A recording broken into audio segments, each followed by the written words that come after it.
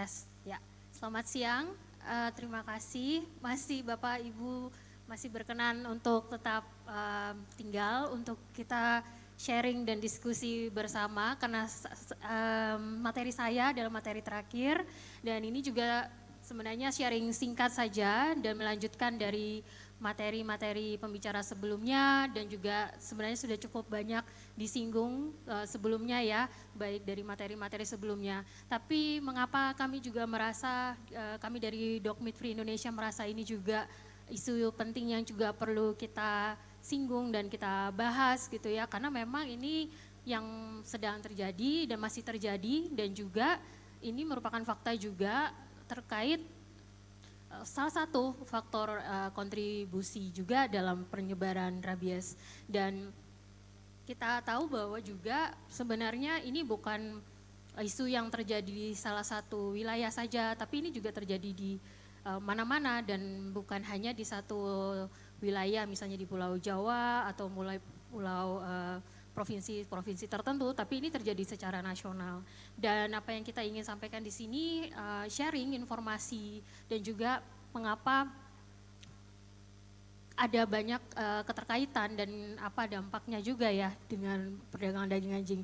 Tadi kalau kita juga mendengarkan juga paparan dari Dr. Claudia ya di berbagai macam studi kasus dan juga program-program dari Humane Society Internasional yang juga di negara-negara Asia dan kita juga lihat beberapa contoh bahwa banyak juga negara-negara yang memang asalnya dari sangat budaya yang sangat kuat ya, misalnya kita melihat Korea Selatan itu ya, dari Korea Selatan yang memang malah mereka punya peternakan anjing yang cukup masif di sana, tapi mereka bisa mengeluarkan regulasi untuk pelarangan perdagangan daging anjing dan itu special act untuk atau seperti kalau mungkin di Indonesia seperti peraturan presiden ya untuk pelarangan perdagangan daging anjing tersebut. Jadi ada pergeseran value ya yang kita bisa lihat kalau mungkin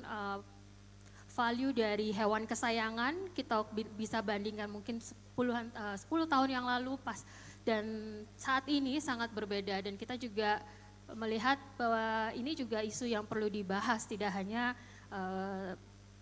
bukan tidak hanya tapi karena ini juga berkaitan dengan situasi dan juga berdampak terhadap penyebaran rabies. Jadi mungkin bisa next slide.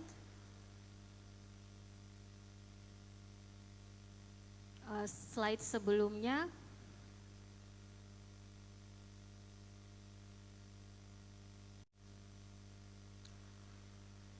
Slide sebelumnya lagi yang di awal.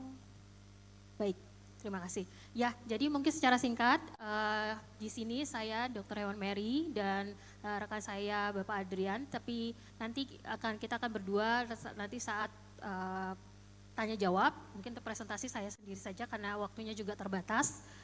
Kami ingin memperkenalkan, kami mewakili dari Koalisi Dokmit Free Indonesia, jadi merupakan gabungan dari organisasi nasional dan internasional, di mana koordinator nasionalnya adalah Yayasan Jan Domestik Indonesia, dan juga untuk internasional dari Humane Society Internasional.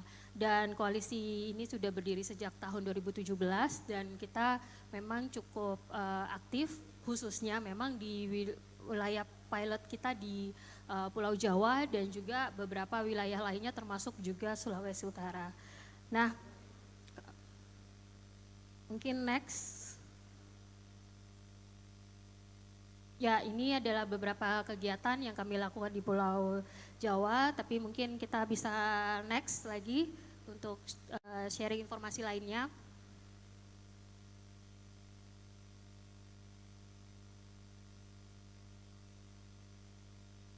Ya, jadi kembali mungkin sharing secara singkat saja, tapi ini juga informasi yang menurut saya juga kita juga bisa diskusi bersama, tapi ini adalah fakta-fakta ya yang terkait kenapa memang ada kaitannya itu perdagangan daging anjing dengan penyebaran rabies ya, karena kalau kita lihat berdasarkan situasi di lapangan dan juga investigasi bahwa ada transportasi yang terjadi dari wilayah ke wilayah gitu. Baik dari hewan, misalnya dari wilayah-wilayah, dari perpindahan besar hewan tersebut, terutama anjing, untuk diperdagangkan untuk menjadi konsumsi. Dan ini juga yang pasti menjadi kontribusi utama, karena ini juga merupakan data dari Badan Kesehatan Dunia ya, bahwa perdagangan daging anjing juga merupakan salah satu kontributor faktor gitu untuk penyebaran rabies.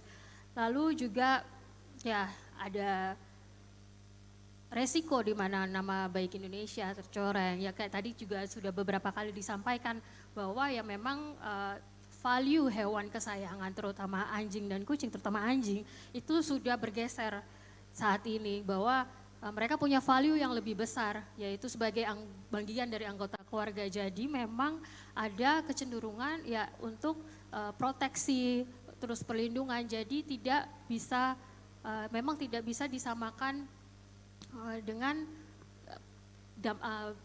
kejadian atau situasi yang sebelumnya 10 tahun yang lalu mungkin pasti berbeda.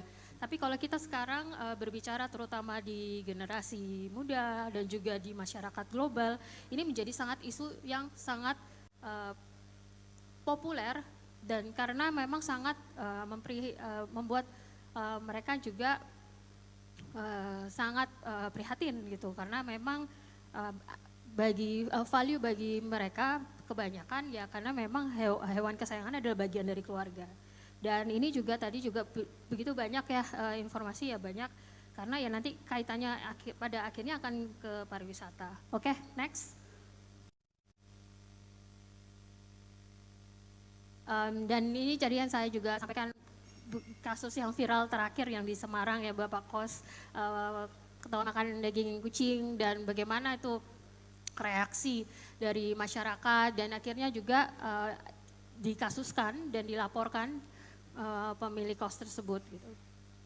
Oke, next. Dan banyak kasus-kasus yang memang termasuk kita juga dari Dog Meat Free Indonesia juga melaporkan dan juga mempindahkan kasus-kasus perdagangan daging anjing yang terutama yang di wilayah Pulau Jawa. Oke, next. Dan mungkin ini juga mungkin sharing sedikit, sharing juga kenapa memang penting kesejahteraan hewan, karena memang ini adalah kesejahteraan hewan, kesejahteraan manusia gitu. Kita memang ini sangat tercermin gitu, dan memang keperluannya ya bagaimana ini kita bisa mensejahterakan manusia ya melalui kesejahteraan hewan gitu. Jadi mengapa ini juga merupakan aspek yang penting. Next.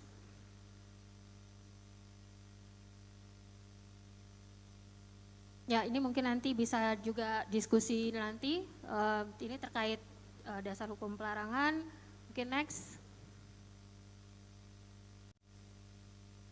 Ya, mungkin kita juga sharing di sini dari hasil advokasi kami selama 7 tahun berjalan koalisi ini, dan 11 tahun kampanye ini juga berjalan. Sudah ada 74 kota dan kabupaten di wilayah Pulau Jawa, Pulau Sumatera, dan Sulawesi yang juga mengeluarkan pelarangan perdagangan daging anjing melalui surat edaran, dan juga terutama juga ada 6 provinsi dan juga ada 5 peraturan daerah yang terdapat pasal titipan untuk pelarangan perdagangan daging anjing dan kucing.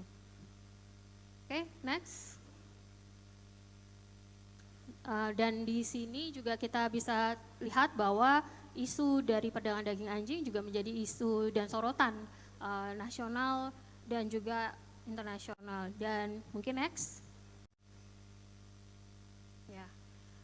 Tadi juga sebenarnya mungkin saya tidak perlu ini informasi lagi, karena tadi juga sudah disampaikan juga ya di presentasi Dr. Claudia bahwa ini juga tren dari perdagangan daging anjing di negara-negara Asia dan bagaimana situasinya, karena ada pergeseran value tadi ya yang kita lihat, dan juga ada kemajuan dari negara-negara lainnya. Oke, next.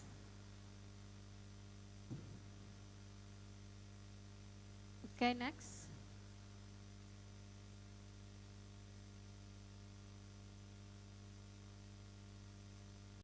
Next.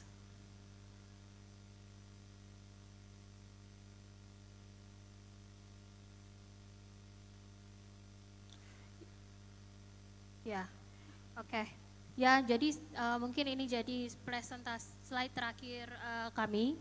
Jadi ya yang intinya kami juga memang kami ingin sharing tentang isu ini, akan tetapi kita juga di sini dari Dog Meat Free Indonesia dan juga kami dari Yayasan Jan Domestik, intinya kami percaya bahwa memang perubahan atau terhadap dan perubahan untuk satu isu apapun itu butuh waktu. Dan itu bukan proses yang mudah dan itu kami sepakat sekali. Dan di sini makanya kami di Jaan sendiri kami percaya kalau memang kita mau menuntaskan suatu isu atau kita berdampak terhadap suatu isu, kita butuh pendekatan yang holistik. Nah, pendekatan holistik ini yang juga menjadi dasar dan panduan kami bergerak atau bekerja adalah 5 pendekatan holistik, yaitu tadi kita ada edukasi, ada kerjasama, dan juga ada juga pelatihan, kita juga support untuk fasilitasi pelatihan, lalu untuk penegakan hukum, dan juga untuk publikasi atau media rilis gitu, itu juga sangat penting. Jadi ini merupakan salah satu kesatuan dan ini juga yang ingin kami dan juga tadi Ibu Karin juga sampaikan di awal gitu bahwa kita di sini juga ingin membantu dan mencoba mengeksplor apa yang bisa dibantu, bisa didukung karena kami percaya untuk membahas dan juga menekan dan mengubah dan juga suatu isu itu memang butuh waktu dan butuh kerjasama. Tidak bisa kita bekerja sendiri dan kita butuh berkali-kali juga tadi ya di sesi juga pertama bahwa ini butuh usaha bersama atau usaha kolektif dari semua stakeholders. Jadi ya kami dari berperan sebagai yayasan, LSM, NGO, dan kami juga di sini bersama mitra kami selain Humane Society Internasional, ada mitra kami dari Nata Satwa Nusantara dan Koalisi Pelindungan Hewan Indonesia juga. Nah, kami di sini mau bersama-sama mencoba membantu dari kami dari pihak kami sebagai suatu NGO atau yayasan. Jadi intinya kami ingin bisa sama-sama membantu Provinsi NTT dengan apa yang kami bisa melalui pekerjaan dan program-program kami. Sekian presentasi kami, terima kasih.